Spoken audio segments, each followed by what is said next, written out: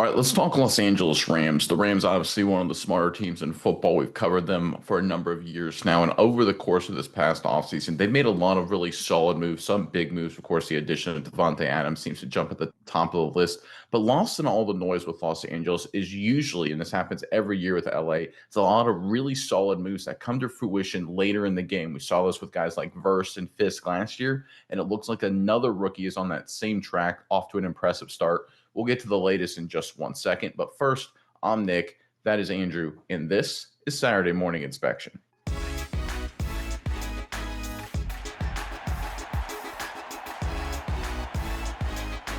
All right, the Los Angeles Rams made the smart move, in our opinion. We covered it at the time to trade out of the first round in a relatively weak back half of the first round for the 2025 NFL draft, picking up some quality assets.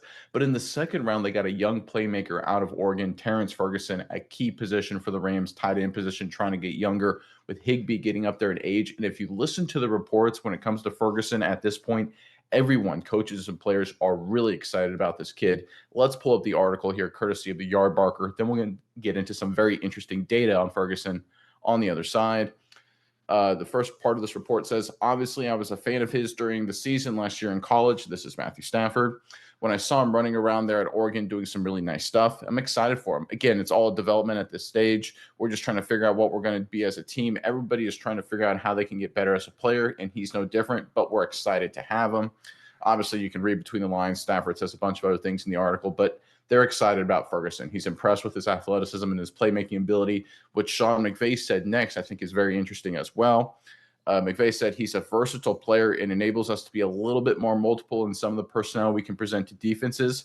He reminds me a lot of Chris Cooley, great tight end from Washington, great tight end H-back from Washington a number of years ago. One of the underrated players in the NFL because Washington was so bad back then. That's a great comp. He has some similar body mannerisms to Travis Kelce. Again, that was courtesy of Sean McVay. Obviously, two very good comparisons there. Stafford likes Ferguson.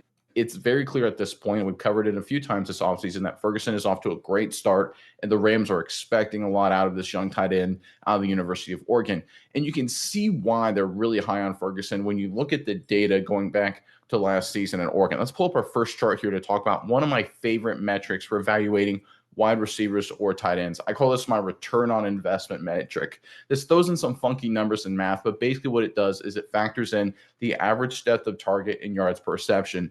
My return on investment statistic here basically says if I'm a quarterback and I throw to a receiver or tight end and it's a short throw and it's a 2-yard pass, let's say, and you never turn that into a 15, 20-yard play. You 2-yard pass and you go down right away, right? You get tackled right away, no yards after catch or anything like that. That's not a big return on investment. Likewise, if I throw the ball 30 yards downfield to you and you never catch it, and I keep throwing it deep to you and you never come up with a play, that's not a very good return on investment. So basically, ROI here when it comes to receivers, tight ends, is how often does a quarterback provide or how often does a receiver / tight end, think about it like this, provide more value to the quarterback depending on how far he threw the ball down the field, right? Are you getting more yards per depth of target is the right way to kind of think about it. Again, there's some funky math here, but this is the right approach. And when you look at all the top 2025 tight ends, Colston Loveland on the left, then Tyler Warren, Penn State, Elijah Arroyo, now with Seattle from Miami, and then, of course, Ferguson, you can see that Terrence Ferguson had the highest return on investment among all of these tight ends. And these are good players, right? These are not bad numbers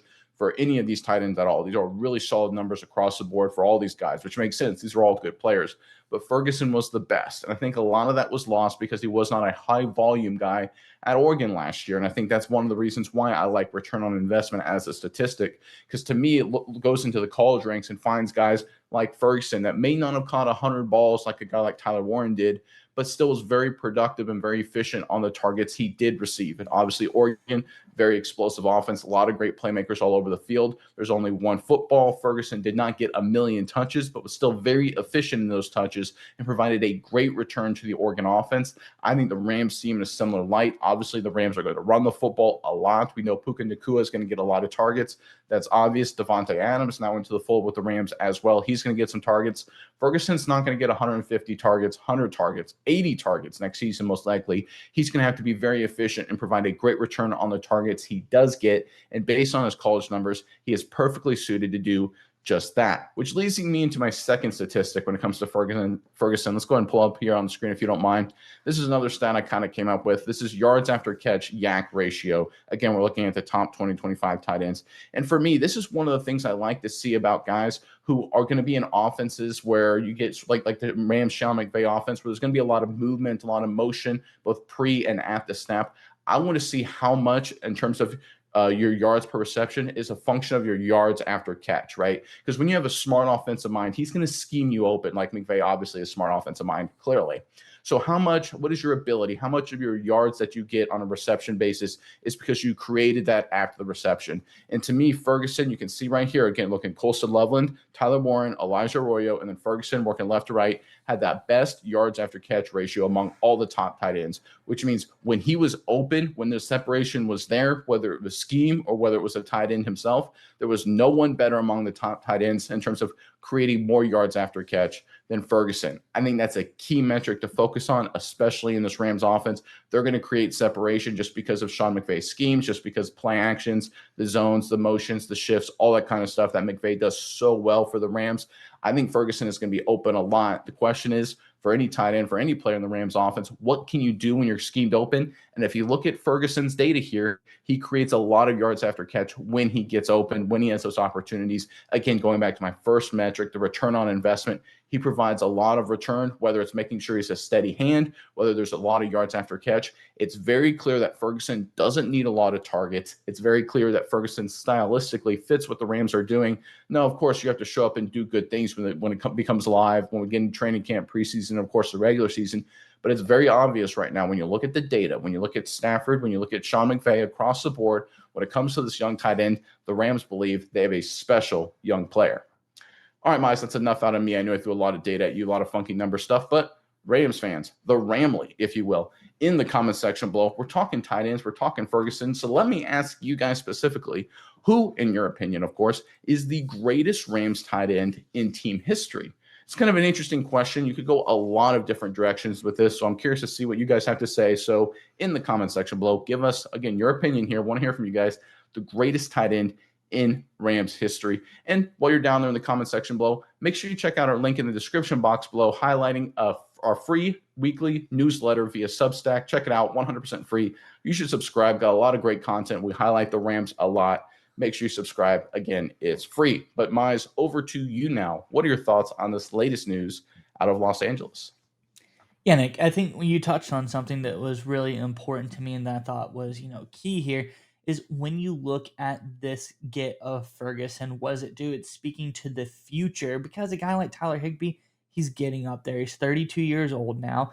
He's done well in a few seasons, but he's never been absolutely incredible. He had, 2019 big year for him. Last year it was a good year for him as well as far as his PFF grades go, but the mixed in between there, just a lot of average, I would say. And I think he's not a bad player whatsoever. But I think when you look at this team, they needed a boost at the tight end position. But I don't think it's just looking at replacement value or what that Ferguson can bring for the future of this team. I think even with Higbee right now, this can help upgrade this offense really, really well. And if you look at the amount of 12 personnel that the Rams ran last year, it's pretty low. And I think this gives them an opportunity to really boost it up. If we look at them, they were 26th in the NFL in running 12 personnel. A mere 13.9% of the time is when they would run it. But if you look at some of these other teams in the NFL that were running a lot of 12 personnel, these are good teams. Number 2, Kansas City Chiefs. Number 3, Detroit Lions. Number 5, Baltimore Ravens. Again in the top 10. Number 8, Philadelphia Eagles. And 10, a good offense, the Cincinnati Bengals. These teams were really, really successful last year, and they utilized 12 personnel a lot. So I think having a second tight end on this team that's really talented isn't just a good long-term play for the Rams, trying to get younger at the position, trying to get better at the tight end position, but it also helps boost them in the short term while you still have Higbee, and you can have both of these guys on the field together. I think this is going to be something that's pretty special. But again, like you brought up, Ferguson, he's a very talented receiver of the football. Higbee has done okay the last few years as a receiver of the football, but I don't think he has the athleticism. I don't think he has quite the talent that a guy like Ferguson has. And I think one other aspect that Ferguson does with all the talent and things that he brings to his team, you're not going to really like body type wise. These guys are pretty similar. Actually, if you look at their PFF charts, they're both 6'5, 255 pounds. So you're replacing Higby eventually with a guy like Ferguson. You're not going to be like, well, we have a guy that's much smaller. It's like not like bringing in Kyle Pitts and throwing him at tight end, a receiver guy. This guy's pretty big. He's a solid size tight end for what you're getting out of him. I think he's going to be a really, really great addition to this Rams team. But overall, I think it's a good fit for the now. I think it's going to help boost them this season and next season, however long they choose to stick with Tyler Higbee on the roster as well. But it's a great play for the future, and I don't think they will feel like they're missing out too much with the addition of Terrence Ferguson.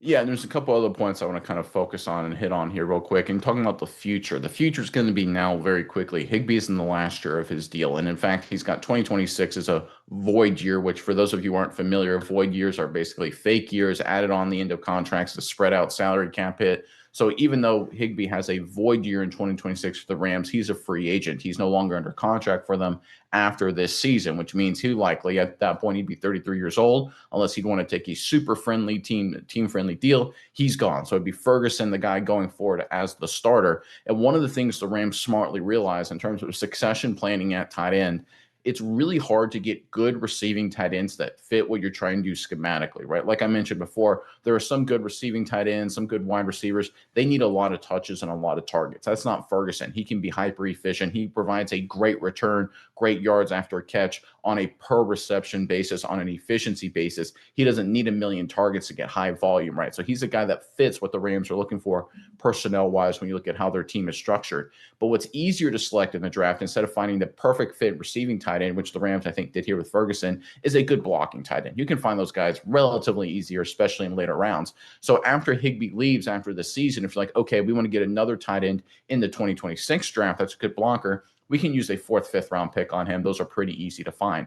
So the Rams set themselves up very smartly here, as the Rams do all the time. We cover them all the time with a succession plan for the tight end position. Again, they are so good at this, right? They had the structure to replace Aaron Donald when Aaron Donald finally retired already beginning in place. They already had the succession plan with a lot of the young defensive linemen. They continued that last year with the draft picks of Fisk and Verse. And we've basically seen that total shift of Aaron Donald leading a dominant front four to now this young group of guys replacing Aaron Donald and leaving a really good young front four right now for this Rams defense. So this is what the Rams do extremely well. One of the many things they do extremely well is succession planning across the board at key positions. And I think that's no different here with the tight end. Now, look, there are some things with Ferguson that he has to improve on, right? Oregon ran that kind of funky spread offense. He's going to have to, learn how to get his hand in the dirt and play a little physical, do some better things in the run blocking department. So it's not like he's a perfect prospect, right? There's a reason he went to the second round, excuse me. He's got some things to work on, to improve on. But when you look at the stylistic fit and the return the Rams are going to get for him, I'm going to focus on this once again on a per target basis, on a per reception basis. That's an incredible amount of value, because there's a reason you add Devontae Adams. There's a reason you have Puka Nacua. There's a reason you have the running backs you do and the investments on the offensive line. You want to run the football and you want to throw the football outside to those two great wide receivers. Your tight end, he's not getting a million targets. He just isn't. Like I mentioned before, Ferguson's going to be lucky to get 60, 70 targets this season. But the Rams can get a big return on those targets, because that's the kind of player Terrence Ferguson showed himself to be for the Oregon Ducks last season. Again, on a return basis, he was better than the other tight ends in the 2025 draft class. I think the Rams saw that. I think they're building off of that. It's obviously a good sign that Sean McVay and Matthew Stafford both believe this kid has a special ability and that he'll fit in very well to this team. Again, we always put this caveat at this time of year. It's early. We got to see training camp and preseason, all those things to put final opinions on these young rookies. But I think it's very clear at this point, so far so good when it comes to the Los Angeles Rams and Terrence Ferguson.